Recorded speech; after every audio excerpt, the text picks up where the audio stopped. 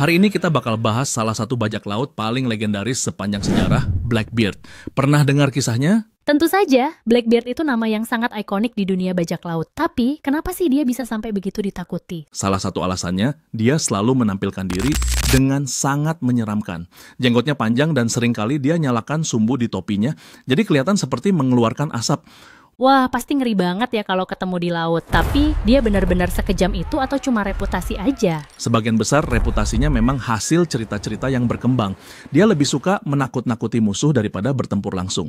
Jadi, taktik psikologis gitu ya, menang tanpa harus banyak berkelahi. Persis, tapi tetap aja, dia enggak segan-segan bertindak kejam kalau terpaksa.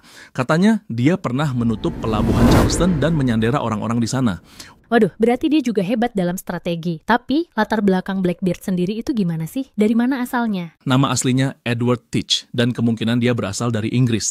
Tapi, banyak detail hidupnya yang masih misterius sampai sekarang. Menarik banget ya, semakin misterius malah makin seru dibahas. Dia mulai jadi bajak laut sejak kapan? Diperkirakan sekitar awal 1700-an, saat era keemasan bajak laut di Karibia.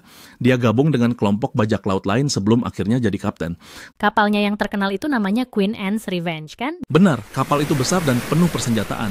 Dengan kapal itu, dia bisa menguasai laut dan menebar ketakutan. Tapi, apa benar dia punya harta karun tersembunyi? Sampai sekarang, belum ada yang benar-benar menemukan harta Blackbeard.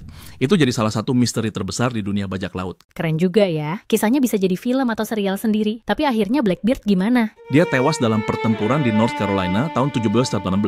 Katanya, dia kena lebih dari 20 luka sebelum benar-benar mati. Wah, benar-benar dramatis banget. Tapi kenapa kisah Blackbeard masih terus hidup sampai sekarang ya? Mungkin karena gabungan antara fakta dan mitosnya itu bikin dia jadi legenda. Dan siapa sih yang nggak suka cerita bajak laut? Setuju banget, cerita Blackbeard ini selalu bikin penasaran. Menurut kamu ada pelajaran yang bisa diambil dari kisahnya? Mungkin tentang bagaimana kekuatan psikologis dan reputasi bisa lebih kuat dari kekuatan fisik. Tapi ya, jangan jadi bajak laut juga sih.